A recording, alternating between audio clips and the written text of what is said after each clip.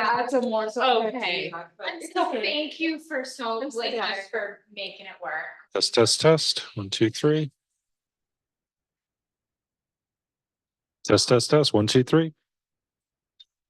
You're Okay, good. fine. Okay. So I have it set up, so I have my slides, I have this, and it's all good. Perfect. And I'll be here. Do you want to, are you going to stay at the podium or do you want to be? I think since I have a note. You'll stay there. Perfect. Okay. I need the clicker to Yep. point it to, Right here. but I can also use this. Yep, I can give you the laser pointer on the mouse, so that'll show up on Zoom as well, and I can give you this clicker to actually just click through. And you should have your notes there. So one question, do you want chat previews to pop up or just ignore those until the end? Just ignore them. Sure, no problem. Exactly. Yep. Some people like it, some people, Yeah. but okay, so you should be all set. Awesome. I think. Yeah. So will be managing anything. I assume you'll do a QA at the end, like if someone will manage the chat and kind of go through it then, rather than interrupting you.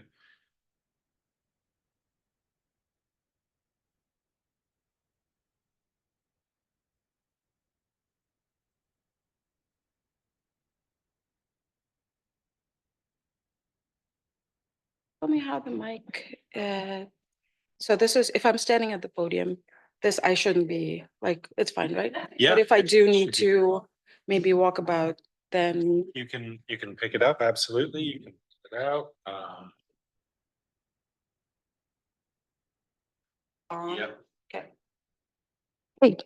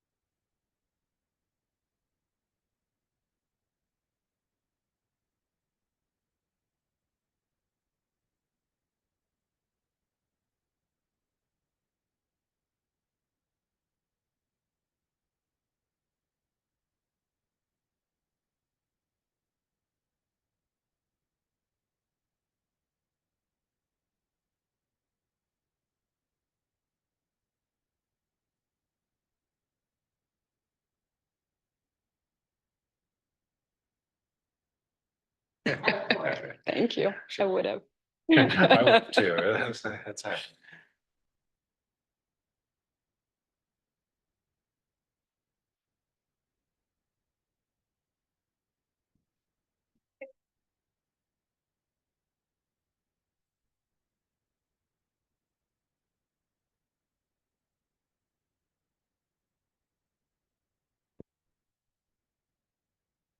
Test, test, test.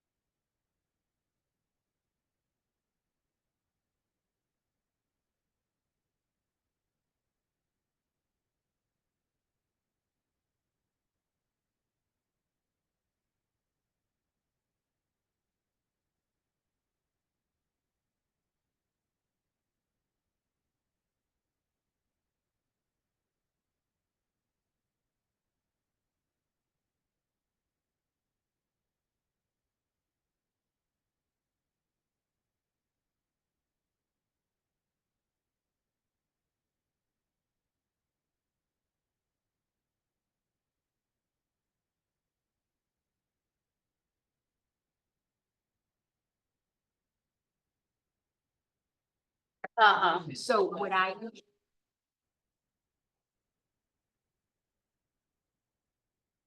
Yeah, yeah. This is the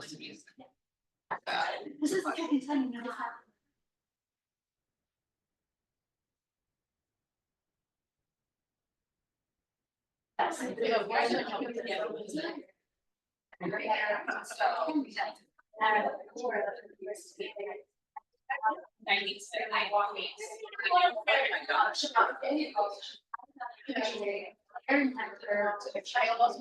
Yeah. But. I was traveling. Okay, thank you. So like, no, we're just Yeah. going. Yeah. Ready? We've already like 500 people are busy chatting out there. That's great. All right, I think we're gonna go ahead and get started. It's like corralling classes. Okay, so it's lovely to see everybody. Good afternoon. I'm taking over emceeing duties for Aaron Coughlin DePrez this week, and we're very excited for our session on can systems modeling help us better understand the world. As a precursor, unfortunately, for the second time this semester, we've had a family emergency with one of our speakers, so we are pivoting, and it'll just be Dr. Udita Sanga today. Dr. Larissa. I just forgot last year. Calancie, thank you. It's been a crazy morning. Did have a family emergency, but she wanted everybody to know that everything's okay. She's just unable to join us today. So Dr. Udita Sanga is an assistant professor of agriculture, climate, and sustainability in the Agriculture, Food, and Environment Division at the Friedman School of Nutrition Science Policy. Obviously, that's where we're at. So, an interdisciplinary systems scientist, her research focuses on sustainable agricultural transformations, food security, climate adaptation, poverty traps, and innovation systems across West Africa and South Asia.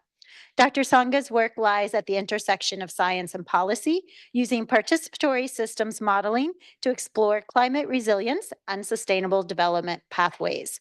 by combining qualitative and quantitative approaches such as surveys, interviews, role-playing games, storytelling with advanced modeling techniques like system dynamics and agent-based models. Dr. Sanga provides nuanced insights into the complex dynamics of agriculture, water, and food systems. So we're very excited to have her here as faculty at Friedman and to have her here speaking today. So please take it away. Thank you so much, Jess, for this very nice introduction. And it's really a pleasure to be here. And it's unfortunate that my colleague Larissa was not able to be here with us. But I will start today by a parable that she was going to be sharing with you today. And this is a parable that inspired her to learn more about systems thinking. And this is a parable which a few of you must have seen before. It dates back in ancient India, where 6 men with blindfolds were asked to examine an elephant. And each one had access to a certain part of the elephant. And they each came up with a different explanation of what the elephant is. And some of them talked about how it's a fan, how it's a spear, how it's a wall, or how it's a snake. So based on what each one of them saw or experienced, the part of the elephant, they made conclusions about what the elephant was about. And when they removed their blindfolds, they saw the whole elephant and realized that in examining the parts, they had missed the whole elephant. So this parable is used often, and this image is used often by systems thinkers to illustrate the need to examine a system as a whole. And when we do that, we capture the system, which is more than the sum of its parts. It really emphasizes how systems thinking encourages a shift from a narrow, fragmented view of the world to a more broader, integrated understanding of the world as a complex system with various parts interacting with each other. So as we begin, I would like to share with you my journey into the world of systems science and modeling. My educational background was in environmental biotechnology and engineering. So I was trained in positivistic science, which looked at the system by breaking the system into its parts and examining it through empirical evidence, observation, and logic.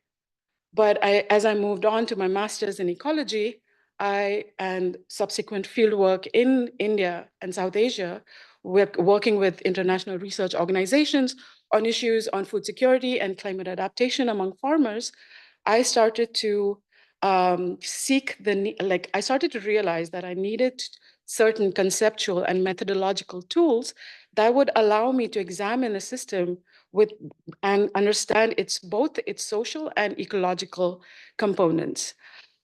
In other words, tools that would allow me to understand the whole elephant rather than the sum of its parts. So when I started my PhD in Michigan State University in 2014, I got the opportunity to work in a research project that aimed to understand the various components or the various aspects of food security at different scales. And some of the aspects were, so it was looking at, the project was about participatory ensemble modeling and looking at food security through different systems lenses. One was mental modeling, which looked at the cognitive aspects of how people were experiencing food security or climate change, and also intra-household decision-making around food security. Then it was also looking at the system dynamics modeling and looking at the broader dynamics that impacted food security, as well as agent-based modeling, which looked at the intersection of how decision-making led to broader outcomes. So based on this, I was also able to, during my PhD, I did, sorry, my system is not allowing me to look at my notes, but I'm gonna wing it. But so so I also did a certification during my PhD on interdisciplinary social environmental modeling, which allowed me to gain expertise, and bring in some of the knowledge, programming languages that I'd learned during my engineering days, and apply it to real world systems real world systems through a sustainability science lens. And over time, after my PhD, I had the opportunity to work as a postdoc at Stockholm Resilience Center, where I honed my computational skills and applied systems models as a way to theorize about social ecological systems, but also look at the various aspects of agricultural innovations that I'm going to be talk about in the subsequent slides. So let's switch things up a little bit and talk about how versatile systems modeling can be. If my colleague Larissa was here, she would have illustrated how effectively she used system dynamics to explore glucose metabolism during pregnancy and also community engagement in nutrition interventions. However, for today, we will adapt and you'll be stuck here listening to me talk about food and how I applied systems modeling to food and agricultural systems. We'll specifically talk about how I used agent-based modeling to explore and understand how agricultural innovation impacts food security. And I will demonstrate how we used agent-based model both in qualitative and quantitative ways through participatory storytelling, as well as model simulation. And how it enabled us to generate insights into the various components that go into agricultural innovation systems to produce broader outcomes such as food security. So the purpose of modeling can be multifold, right? As most often you would know that models have been used for prediction of future scenarios, but models can also be used to understand a phenomena, right? Or explain a phenomena. A model usually creates a simplified representation of reality that allows us to better understand how the different parts of a system interact and influence one another. And models can also be used to explore a phenomena, right? Where they can act as virtual laboratories. They can by creating a simplified environment, we can test ideas, identify patterns, and make predictions without constraints of a real world. And in the following slides, I will show examples of how I use systems modeling as a tool for both explanation as well as exploration. So we all know what agricultural innovation is, right? It's a fairly complex system. It includes a lot of moving parts, including the development of innovations, getting them out to people, deciding whether people adopt or not. There are so many different actors who are also embedded within the agricultural system, right? There's researchers involved, innovators, farmers, producers, and each come within that system with their own set of roles and perspectives. And the decisions that they make within the system is also not straightforward. There's questions about what should we innovate? How much funding should we put into this innovation? What is the best way to spread this innovation? And from the farmer's side, there's questions about, should I adopt this? Will it help me? Do I even need this innovation? What are others around me doing? Has that been effective for other people? Will it help me as well? And on top of that, there's interaction with the environment, right? So things like, how will the innovation affect soil fertility or soil quality? How will it affect crop yields? How will it affect crop management or water use?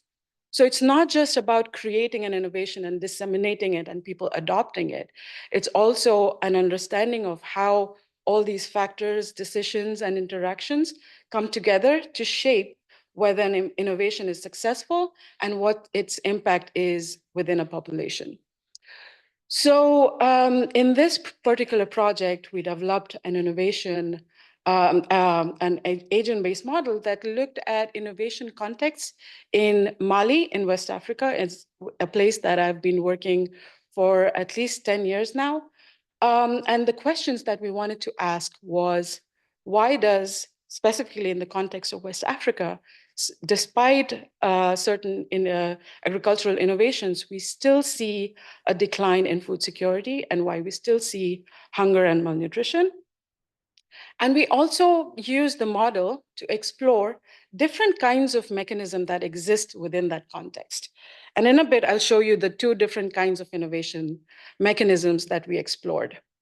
One is, and you would be very familiar with this, is what we called in the model the exogenous mechanism of agricultural innovation, which is where a sort of like a linear mechanism where climate drivers can often trigger foreign aid and resources to mobilize innovators who operate at this meso level to develop innovations through agricultural research and development, and to disseminate these innovations through agricultural extension, through adoption and then diffusion by farmers at the micro level.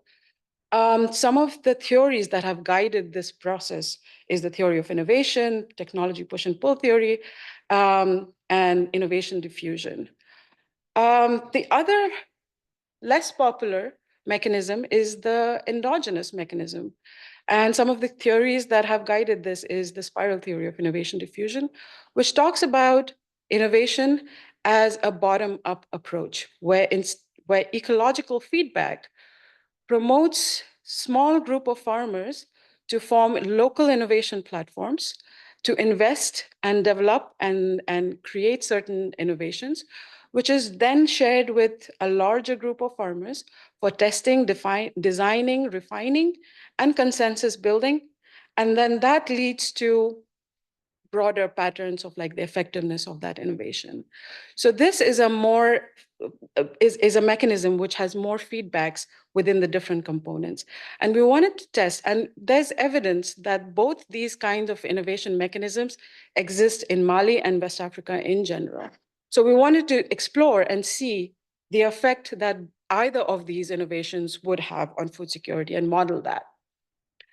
Now, a bit about agent-based modeling. Those in the room, how many of you know or have heard of agent-based modeling and what it is? Great, that's great. So there's a significant few. So agent-based model is, but for those, I'll briefly explain what it is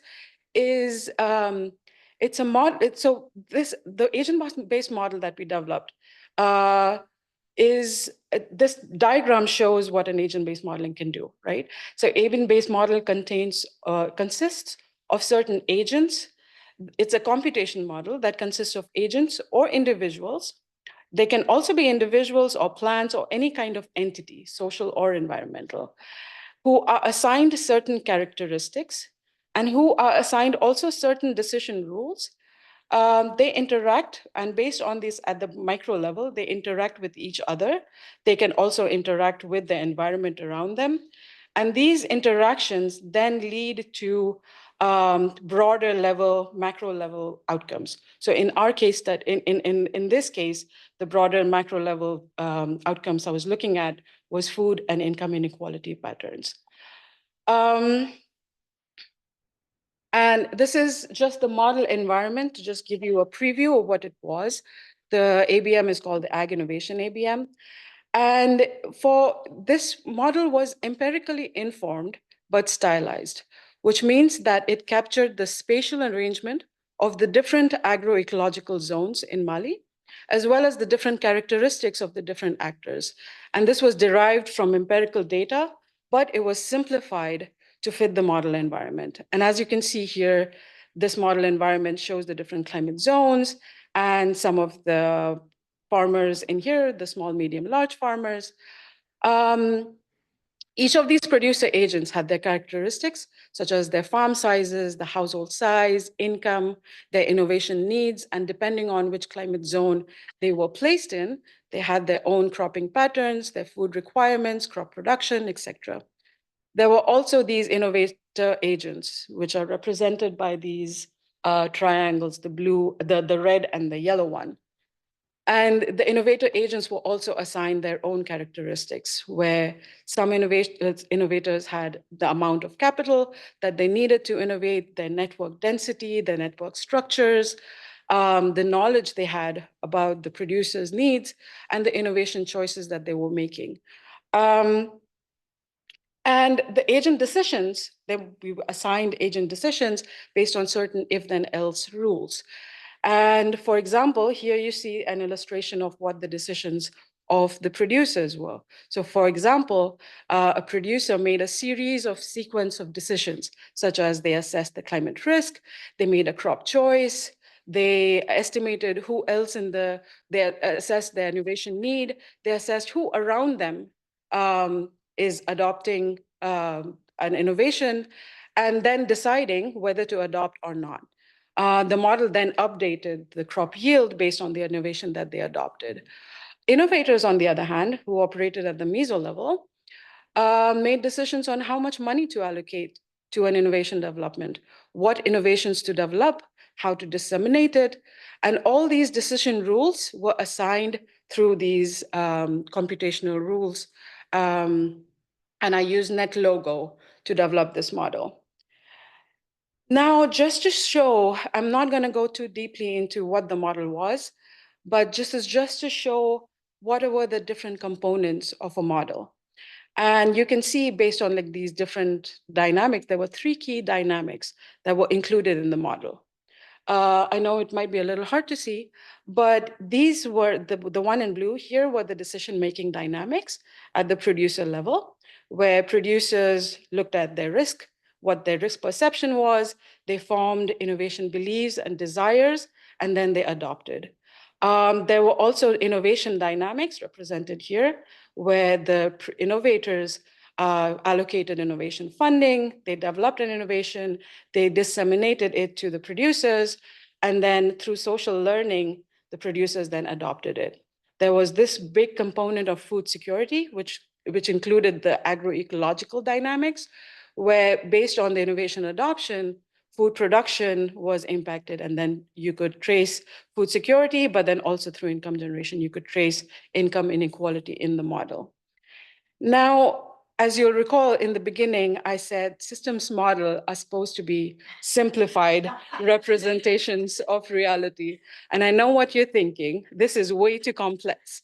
And I just want to pause here and acknowledge that this model is a fairly complex model. Not all models are have to be this complex, because the reason why this particular model is so complex is because we wanted to capture all the different dimensions of innovation processes at different scales, and that was the purpose of the model.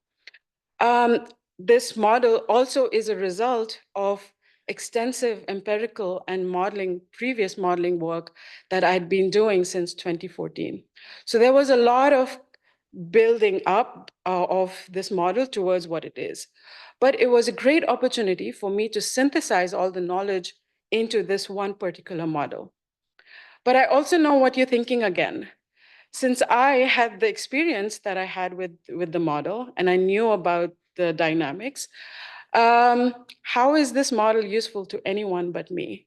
How can anyone who's not a modeler understand what this model is about, or even believe in this model, whether it represents the reality, or even if it's useful or not? And these are questions I ask myself too. Beyond myself, what could the model be useful for?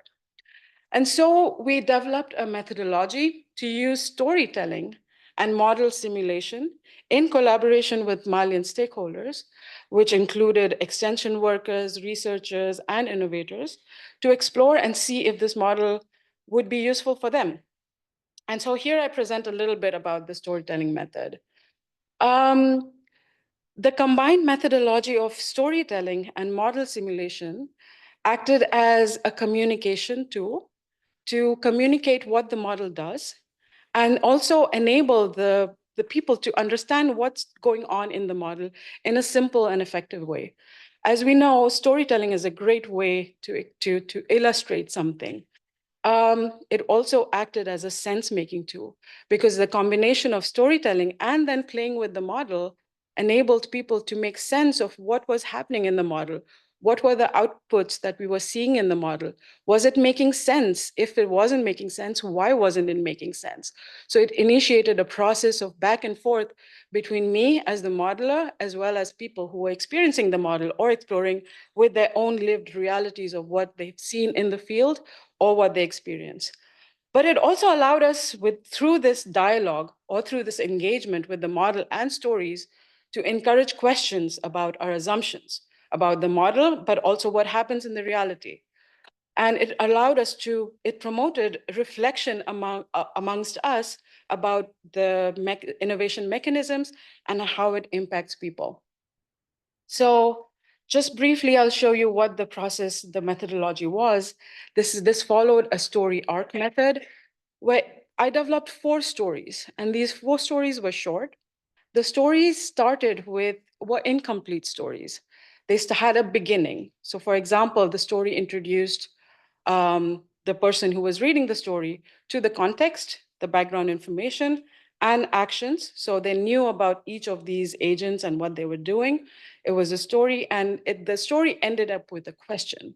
And based on those questions, then the participants had a chance to respond to those questions and tell me about what they think would happen. And then after this process of reflection, we would go into the model and explore what would happen if you change this or if you change that. And then based on those model simulations together, we synthesized this information towards a story completion where we found out solutions. It may be because such and such, or this happens because, so we were able to complete the story narrative. And so I'll pause for a minute, and hopefully you'll be able to read one of these stories. This was the first story, and this is Mali's story. And I'll pause for a minute and allow you to read this.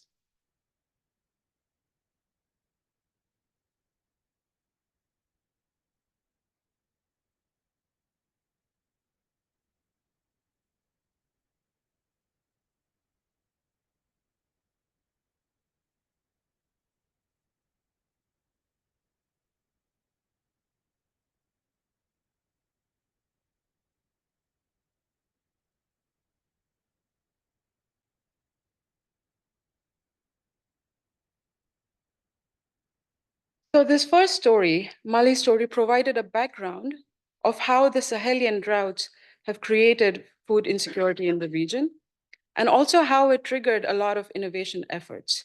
The first story ends with a question that despite all these agricultural innovations, we still notice the number of people who are experiencing food insecurity rises and why that might be.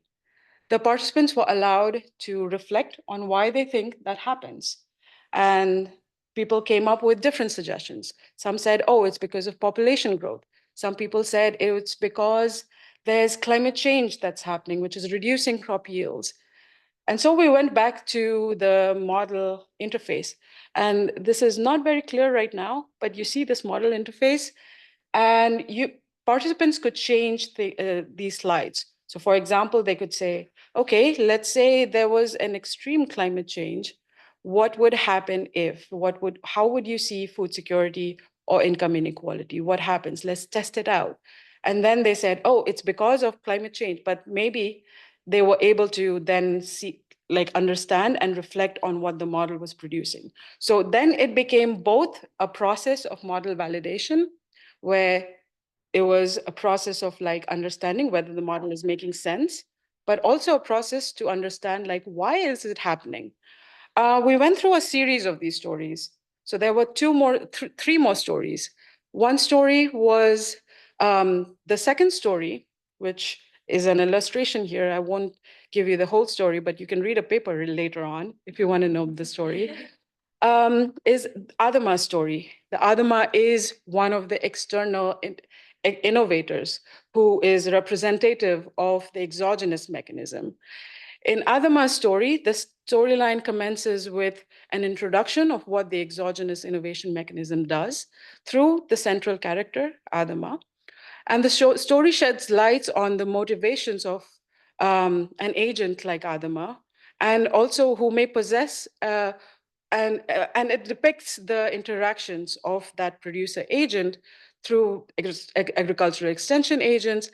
And the story raises a question of why an agent such as Adama might face challenges such as low adoption of agricultural innovations and lack of significant improvement in food security.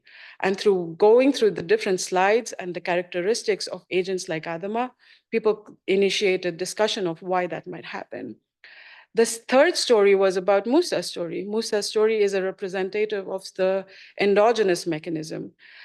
And through the central character, Musa, the participants could explore change impacts of scenarios such as change in foreign aid, capital allocation, network radius, innovation density, and also understand how these two different mechanisms contrasted with each other and initiate conversations around it.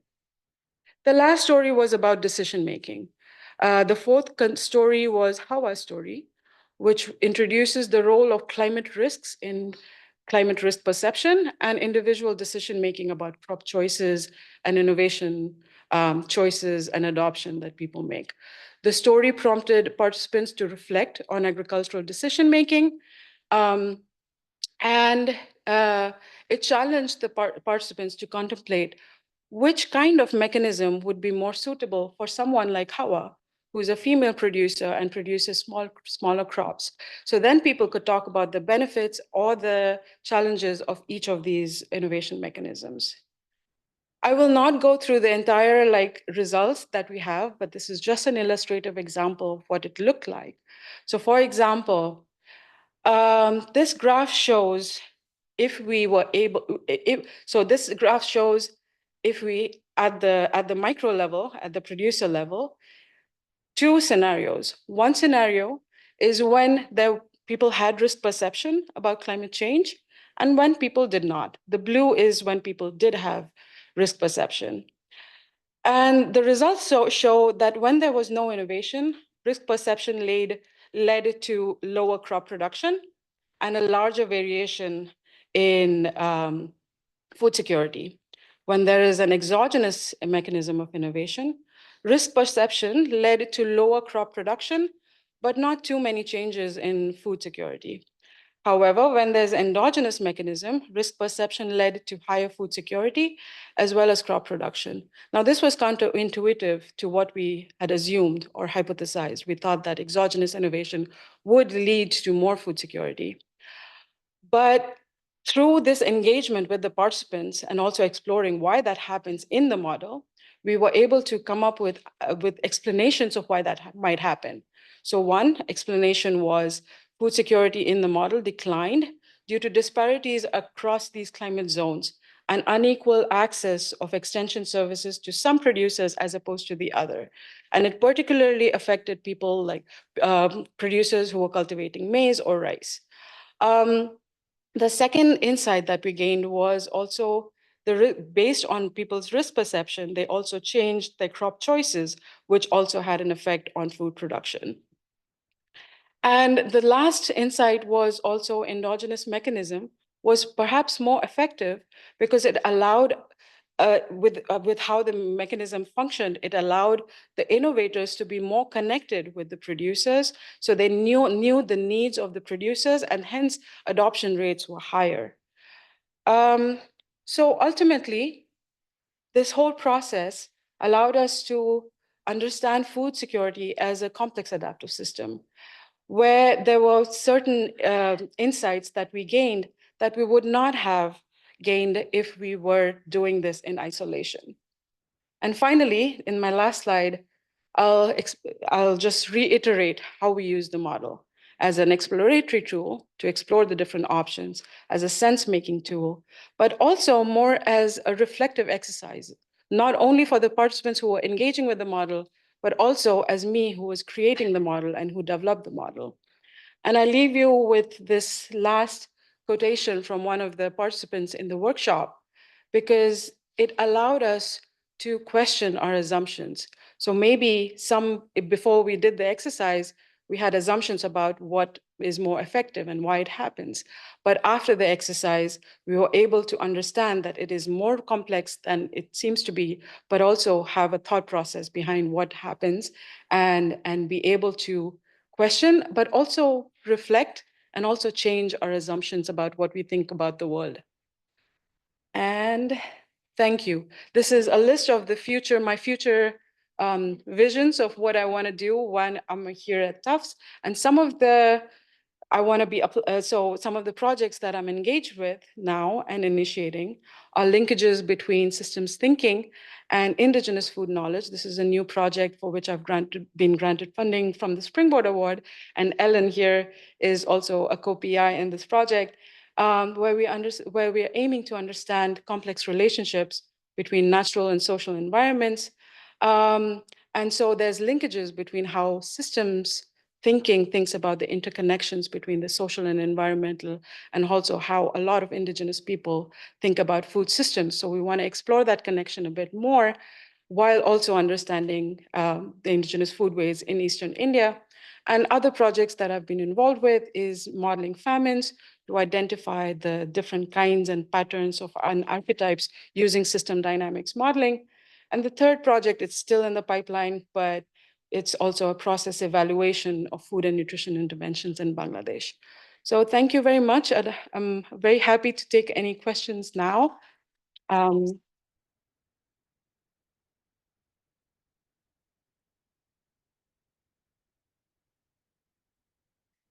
Questions?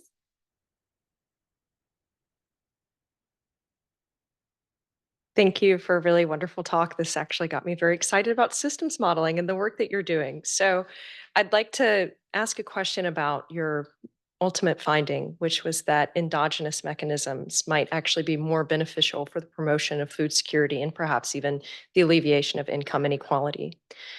Do you have plans to or hypotheses for how we can promote more endogenous innovation as opposed to exogenous innovation in the context of climate change and risk? So essentially, how can we build stronger networks for those grassroots endogenous mechanisms to scale up, or should they scale up? Thank you. That's a great question. Thank you for that.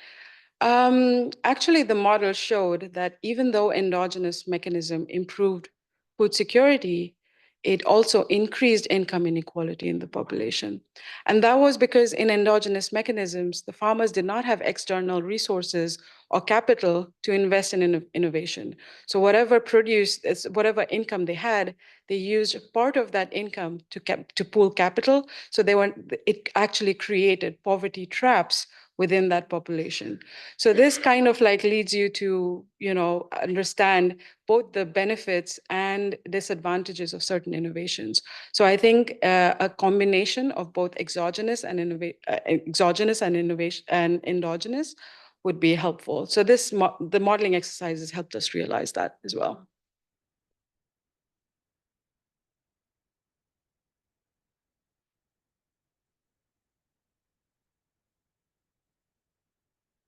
Yeah, thank you. I love this.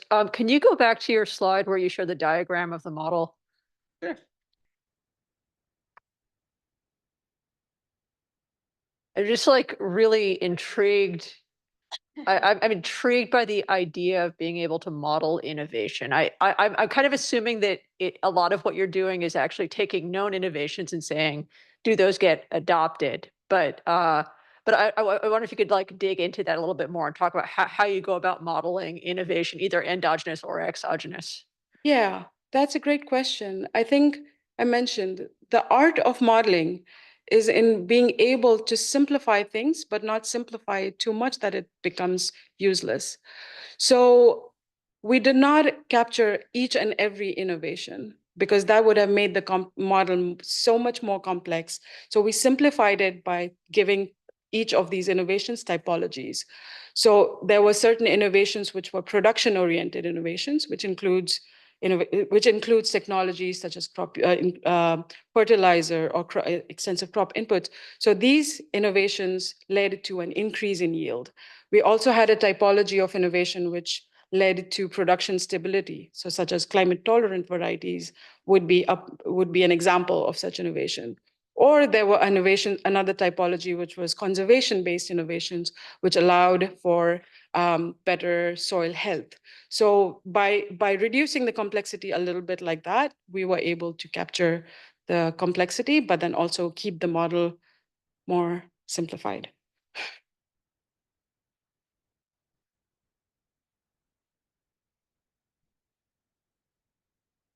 Hi, thank you for a great talk.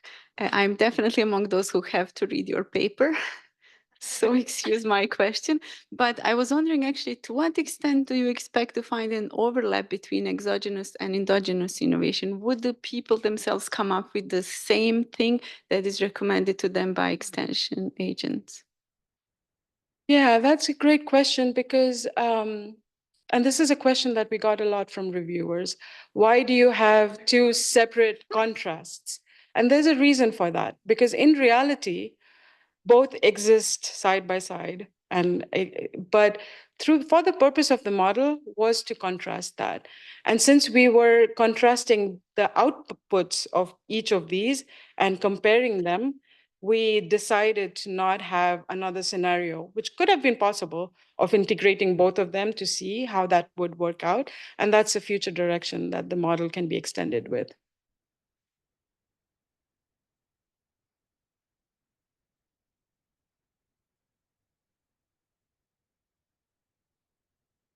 Thank you so much. This was a great talk, and I really appreciate how interdisciplinary it is.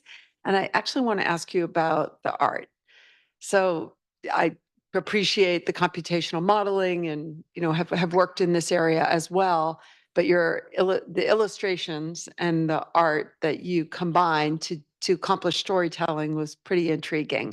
Could you talk about the art, and was that a local artist? How much did they need to understand in order to develop those pieces? Were they endogenous to the process, or were they people you brought in? I don't know, just tell us more about it, because it's not something we often see. And I don't know if the art was included in your publications, but it's really beautiful. Yeah, do you mean the illustrations? Yes, yes. Oh, I'm calling that art. yeah. Yes, because that was generated by AI for the Oh, purpose of this amazing. presentation. And maybe everyone else in the audience knew that but But- me, but I think that's I did not know. okay. So we didn't know. Can you tell us more about that? Because that's incredible. And I think it's a direction we're all moving in. And you fooled me because I thought it was a local artist from West Africa. It would have been wonderful, but I think like it's a great, yeah.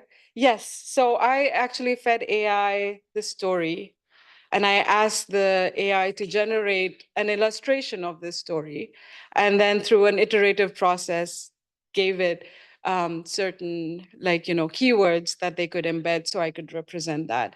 But to answer your question, that is a wonderful, I mean, integrating art with science and modeling. Yeah.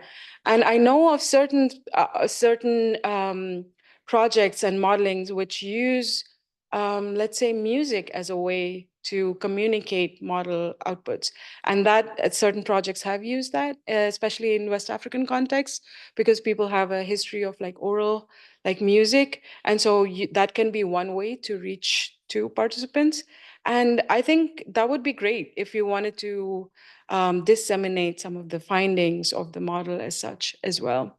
Yeah, I mean, the project we have here, Catalyzing Communities, that several people in the audience are part of, we worked with 9 communities around the US that all have causal loop diagrams. And, we're moving toward computational modeling, agent-based modeling. And I wonder what AI would do if we used your process, which, would be just so interesting, like to model Milwaukee, right? Like what's going on in that community in a way that would resonate with a lot more people. Because when we show them the CLDs, it's hard if you weren't involved in creating them to interpret them and appreciate what they're trying to communicate. But some of what you showed in the form of a story and art is, illustrates both the complexity as well as the community and connectiveness. Yeah, absolutely. And I think like that's why art or creativity is important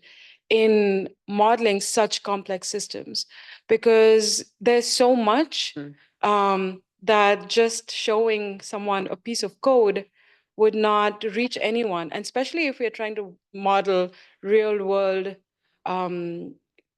phenomena and working with real world people.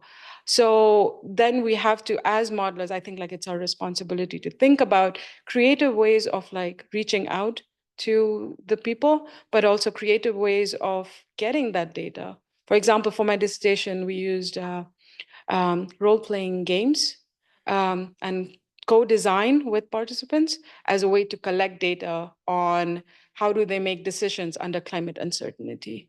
So yes, there's a very broad space of like creativity, and that's why I encourage students to have an open mind and a Yeah. creative mind, so you can embed that into Right. this method and create new methodologies. Yeah, I'm glad I asked the question because I didn't expect your response. And I think you taught us all something really interesting and thought provoking. I can pass the mic, so Jess doesn't have to get back up or, oh, there you are. Thank you, Udita. I really appreciate this, especially because it's very clear that you're centering the voices of communities in the whole process of the research. So I really appreciate that. Along those lines, and something that I'm involved in the project where we're looking at agent-based modeling to see of adoption with Travis. And one of the things that I was thinking about is a lot about translation of how do we make sense of all of this information. And one of the things that I've been thinking about is, alongside those beautiful pictures, maybe leveraging things like photo voice, right? That maybe my methodology that community partners could be a part of. What are your thoughts on that? That's the first question. And then the second question has to do also with translation. And I know that you mentioned how community partners kind of created these stories, right, from their perspectives. But at one point, also the research team had to explain those agent-based modeling models to your community partners. So can you share some of the ways in which you were able to translate that? Like how did you communicate the agent-based models to them so that they in turn were able to explain it in storytelling?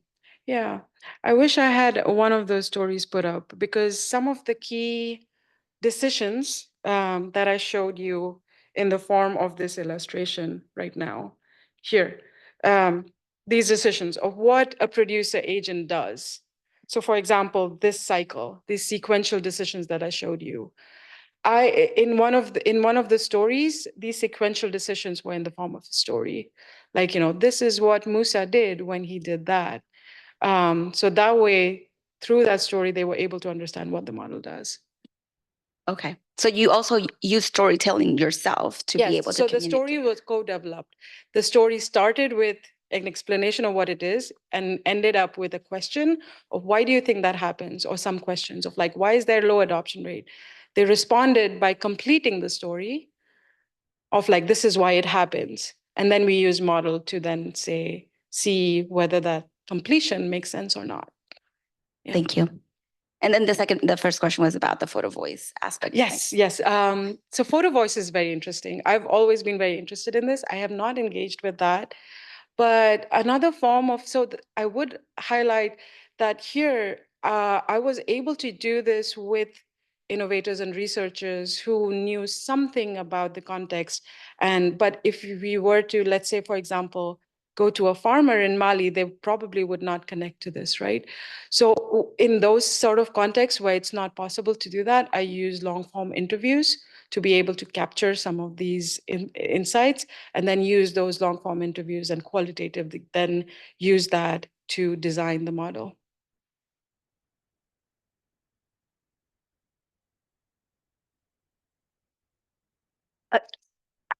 When you talk about modeling, can you talk about whether there's any quantitative piece of the analysis when you do these models?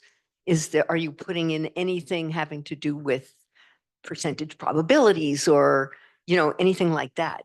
Yeah, I did not focus too much on that, Babe, but that's a very good question. So for example, this graph that I showed you. So for example, in each of these models, the agents are making decisions, right? And the model simulates it for a certain number of time steps or certain number of years. So the model is tracing, based on these decisions, the crop production, food security levels for each of these time steps, so 100 years or so. And then we also simulate it many times. So the model is repeated for maybe 200 or 200 times. All of this quantitative data is then taken and analyzed statistically to come up with a graph like that. And so this graph is based on model simulations of each time step for about I think 200 times. So for each of them. So that's where the quantitative part comes in.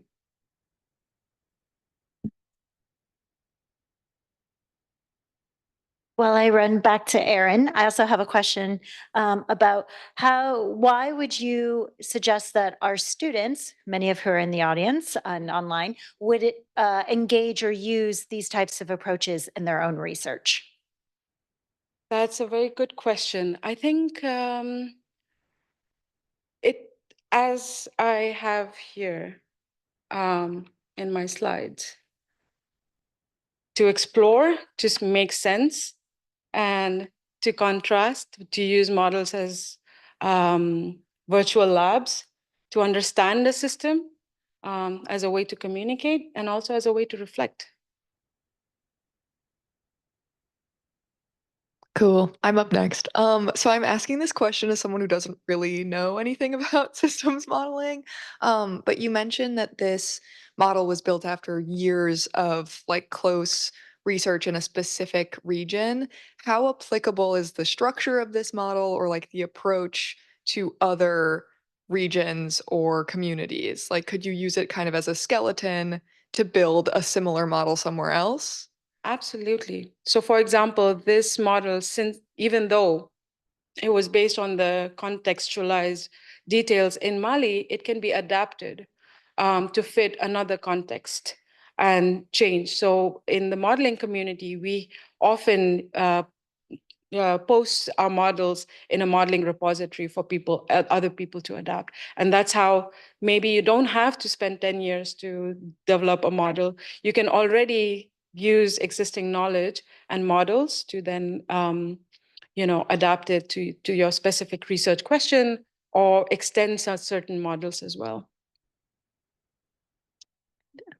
Hi, it's Erin. I have a question now. So thank you so much. This is such a wonderful talk and such a fan of this work. I wanted to ask a little bit more about kind of where you're going in your Springboard Award. And, something struck me because, in the first bullet, you talk about systems thinking and food knowledge among Indigenous populations. And I know you weren't able to attend Rachel Novotny's talk from the University of Hawaii, but in that talk, she just mentioned briefly, she talked a lot about her work in the Pacific Islands and territories with Indigenous populations specifically, but she mentioned briefly that in one particular instance, the population didn't have a word for food systems.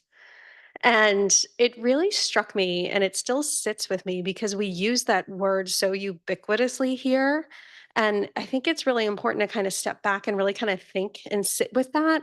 And curious to what extent you might explore some of that in your Springboard Award. Yeah, that's a very good question. Thanks for that. I think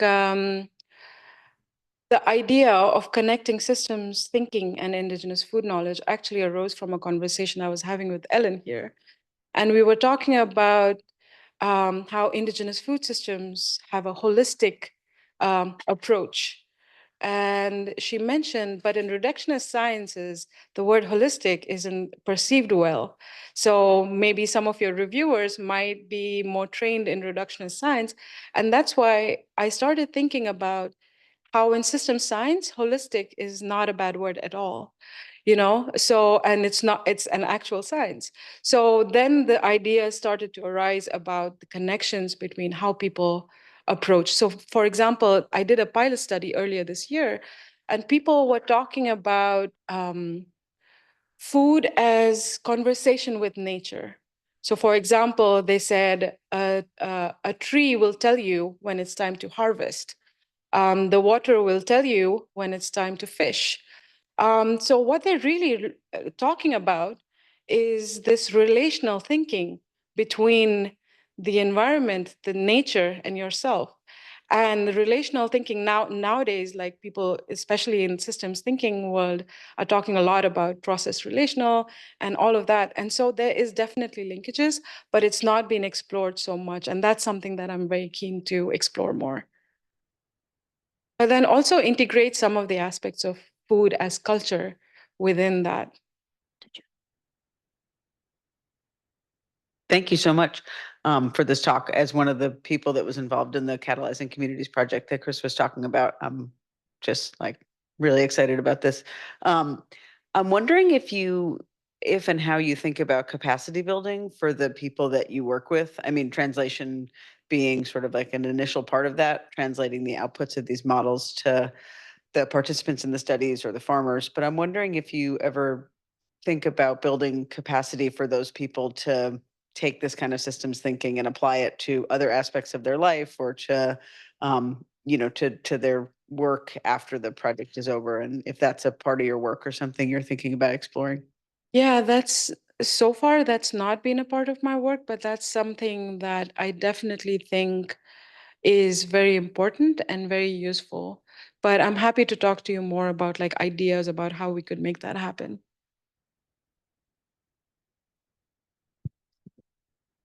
Great, thank you so much. And perhaps we can get another big round of applause for Dr. Sanga.